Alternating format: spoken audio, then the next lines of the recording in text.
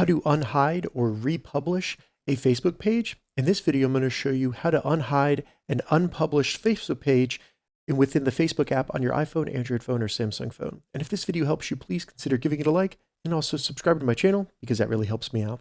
So the first thing we need to do is open up the Facebook page, make sure that we're logged into the account that actually is an admin on the Facebook page that we want to republish or unhide. Once you do that, select the menu button in the top left of the app. And in here, we just need to switch to the profile for the Facebook page that was previously unpublished. So just select the little drop down, then select the Facebook page. It will then switch to the profile for that Facebook page. And from here, we just need to select the little icon right there next to what's on your mind for the Facebook page so that we navigate to the Facebook page.